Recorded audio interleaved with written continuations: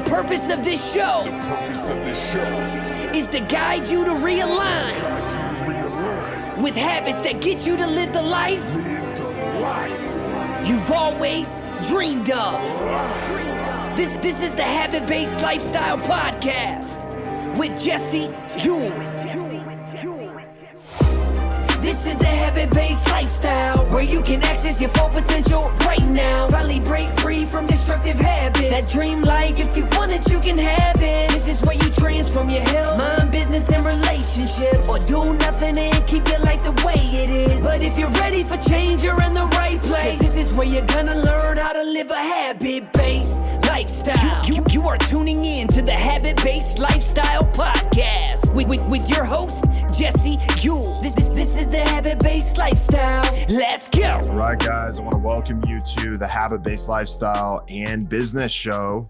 Today is Friday, and it's the beginning of September, and I wanted to go through a list of the top 10 bad habits to stop immediately, or you're going to regret it somewhere in life. So this podcast is really for anybody, but especially the people we like to talk to is business owners, because I think a lot of these habits are really relevant to a business owner, because oftentimes these are the things that, you know, people tell us we need to do to be successful, but we don't often talk about habits that we may need to stop doing, or that we should stop doing, that potentially could be things that are actually hurting our business. So number one is stop people pleasing everyone. Now, I think with a business owner, the natural tendency is the clients are always right.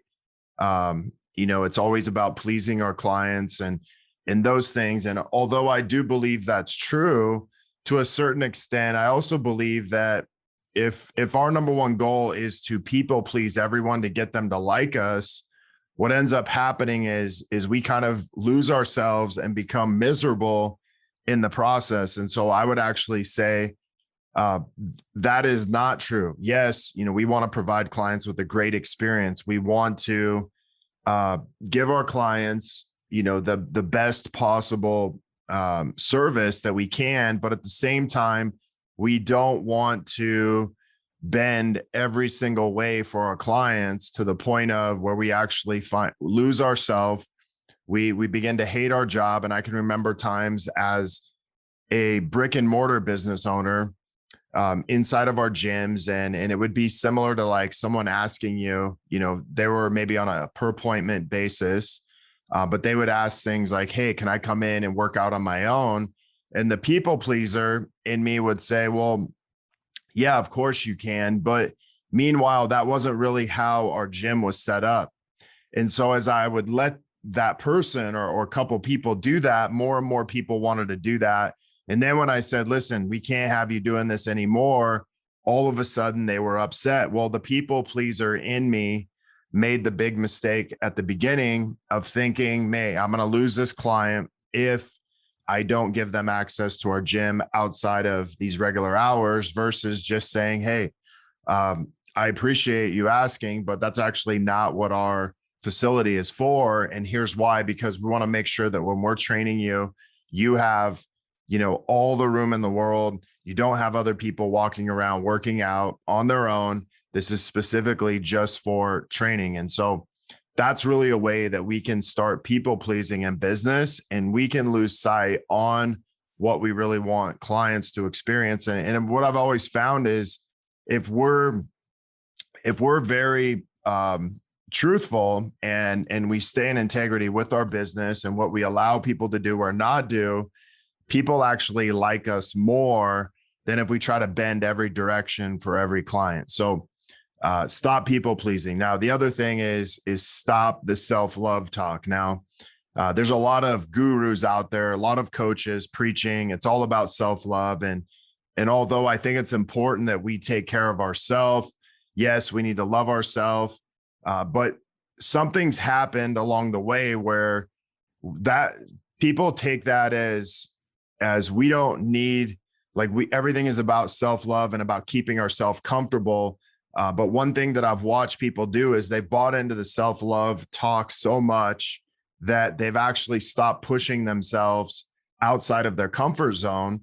And so one of the things that I see is like, hey, yes, self-love is important. Take care of yourself, love yourself, those things. But growth is found outside of your comfort zone. And so if your self-love is keeping you in comfort, in your comfort zone, then it's actually negatively impacting you. And so all growth, is found outside your comfort zone. So you're going to have to get uncomfortable. You're going to have to get uncomfortable with your self-love if you really want to experience the growth and potential you can ultimately in life. Now, the next piece of this is one of the things that I see that really affects business owners today, and that's getting distracted. See, we're in a generation where everything is about distractions. Like we literally have a phone that ultimately 25 years ago, we never even had access to all the things we have on our phone. Even like I watch my kids and I watch how distracted they get. I watch how distracted I can get if, the first thing that I do every single day is get on Facebook. The first thing I do every single day, get into my email. The first thing that I do every single day is check my messages. I find that I get really distracted. And I find a lot of the business owners and people we talk to is they're like, man, I feel like I never have time to get things done. And as we usually take account or inventory of how much time we're wasting or getting distracted in every single day, I find that a lot of people are on social media for 4 to 6 hours a day, bare minimum. This is an average. And these are out of hundreds of people that we talk to, hundreds of clients we work with.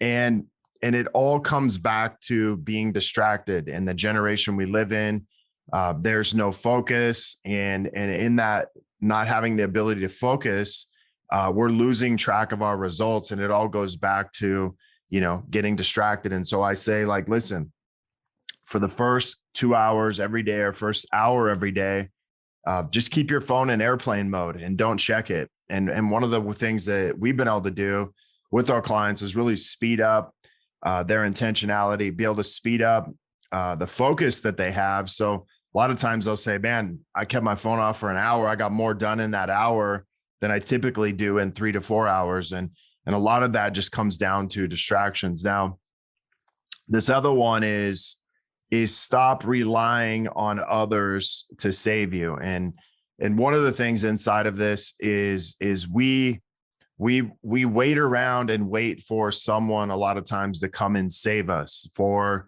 the next program, the next coach, the next consultant, the next person, the next book. If I just had this thing, it's going to save me. And really, no marketing program will save your business. No coach will save your business. No mom, whatever you want to put it at, no wife, no husband is going to save your business. Now they can definitely help you, but ultimately it comes down to you being accountable, and it comes down to you taking responsibility for where you're at in your life so that you can move forward in your future. And if you don't take that responsibility and take accountability for those things, typically you're going to struggle a lot with where you're going. And so, no one is going to come to save you, but they can definitely help you, but it's still up to you to take that accountability, take that responsibility, and actually do the work required to get you the results that you want.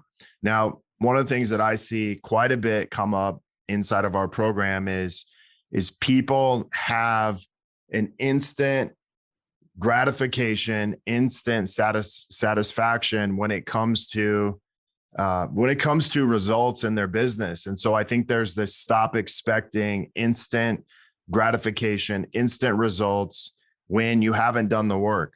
And I remember I used to tell people in the gym, in my personal training facility, I would ask them a lot of times, hey, how long have you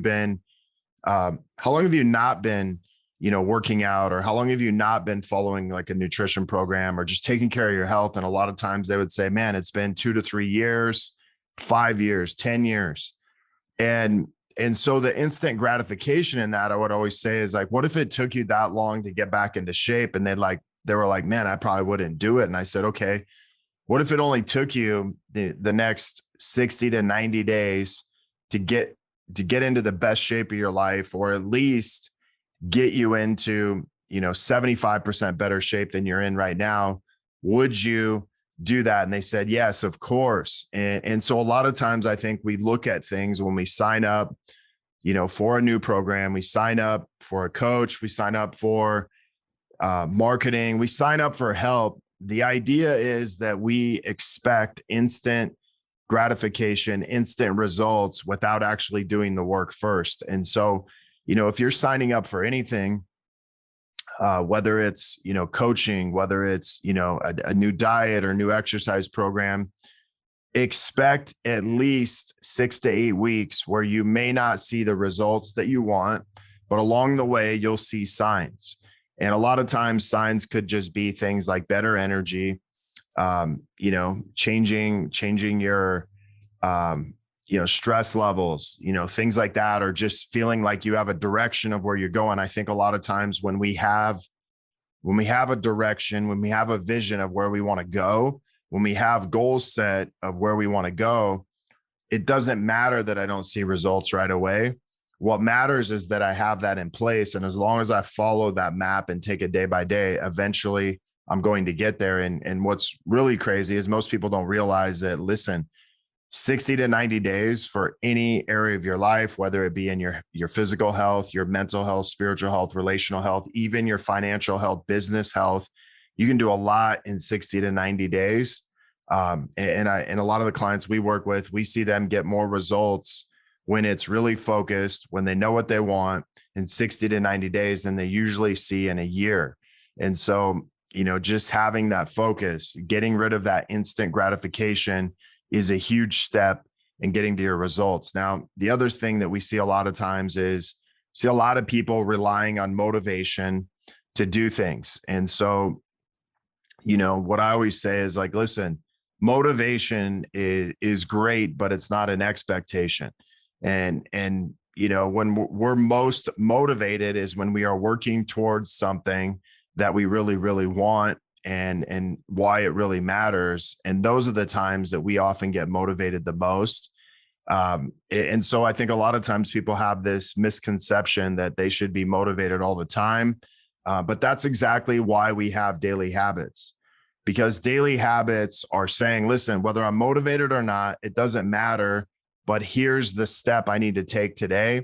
And the daily habits that you have every single day, lined up with your goals and where you're going in life, those daily habits will get you to the place you want to go as long as you do them every single day. And so I don't need motivation if I know what my daily habits are. If I don't know what my daily habits are, then oftentimes I need motivation just to get out of bed. And I think of a lot of the clients we talk to, they're like, man, I'm just not motivated. I'm like, well, what do you want? And they're like, I don't know.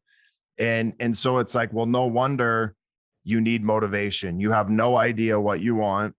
And so what's the purpose of you actually getting out of bed every day other than just to survive? And unfortunately, survival is not very motivating. To live in a place of survival is just not a motivating place to live. The other thing is, one of the things is like, stop treating our body and mind like garbage. And I think of the things that we can often take in that are garbage. So, political things, social media, turning on the news, obviously taking in unhealthy processed foods, things that just aren't fueling our body, things that aren't fueling our mind. Because listen, it's not all about coming down to what we put in our mouth. It's what we put into our ears, things that we listen to. And it's also about things that we see. And so, garbage can come from 3 places. Garbage can even come from the energy around the people, which is what we're going to get into next. But we can put garbage into the things we see. We can put garbage into the things that we hear, and we can put garbage into our mouths. And those are all ways that we can stop treating our body like almost like a garbage truck, right? And garbage can come in from three different places. But I really believe that we have to have more discernment in what we're taking in more than ever before. And we need to have a filter of what we're actually taking in and not allowing ourselves to do that. And that might just mean, hey, I'm not going to watch the news. I'm not going to listen to anything that's going to throw my mind off. I'm not going to speak any words, or I'm not going to put any processed food in my body because I can't afford to take garbage in from any place. And a lot of times what happens when we take too much garbage in, the rats get in and infest us and begin to eat away at those things. And then it's really hard to get rid of it at that point. Now, the other part of this, which we were talking about, is stop hanging around the wrong people, because the wrong people can impact us. The wrong people can speak to us. The wrong people, we can see what the wrong people may be doing, and what they're speaking into us. And, you know, they say we are the top 5 people we hang out with. We're in an average of the top 5 people we hang out with or spend our time with. So make sure that you're investing your time and energy into people that there's a return on investment. And that return on investment is, you know, I don't always say like hang out with the people who make you comfortable, but hang out with the people who are going to challenge you, who are going to, you know, speak life into you. But you're always going to do that with them. And there's an accountability, like they make you better and you make them better. And I think that's important, because if they're an energy drain or energy suck when you're around them, they're not making you better. And we don't have time, you know, as business owners to waste on that. The other thing is stop, you know, resisting change. I think as a business owner, you know, we can begin to grow to the top of maybe the industry we're in or the community we're in. And sometimes we can kind of be a king of the sharks in the bathtub. And that analogy is, you know, we're like this big shark, but we're measuring it in a bathtub versus a big ocean. And so we can begin to kind of believe our own hype in that place and be resistant to change and maybe think we know everything, you know, think we have it all figured out. And those are the times where I've been the most resistant to change, is when I've got around people who no longer push me. I've got around people and I've kind of made it to a certain place, and maybe I didn't have a group or mastermind or coaches around me that would challenge me. And I started to resist change. And in that change, you know, it kind of kept me stuck for a period of time. And so, you know, make sure that you are not in a place where you're resisting change, because I think it's easy to do that, especially as a business owner. And especially if we've had success as a business owner, it's easy to kind of take our foot off the gas and be very resistant to change. And then I think the number one thing that we can have as business owners, and a lot of the business owners we talk to, is they fear failure. And oftentimes failure is the thing that actually makes us the most successful. It makes us the most resilient in business, and it gets us to play at a high level. And I think of, man, if I wouldn't have failed early on at some of the things that I did, especially as a manager, you know, as a leader in my business, those are things that I would have never gotten better at if I would have not allowed myself to fail. And I think failure a lot of times, you know, comes with empathy. You know, it comes with kind of a humility that we can have and realize, man, hey, I failed at this, but there's been many times where I failed at maybe being a leader in business, but we still paid the bills. We still grew our team. We still improved in so many areas. And it also challenged me to continue to improve from a leadership perspective. And so if you're not failing, you're probably not pushing yourself hard enough. You're probably not really like focused on growth in your business. And actually, if you're not failing, you're probably resistant to some type of change. And in the failing is where a lot of the learning in business comes from. And so, guys, I want to share those top 10 habits to stop doing immediately.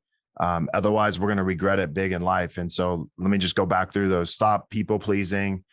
Stop the self-talk, self-love talk. Stop being distracted.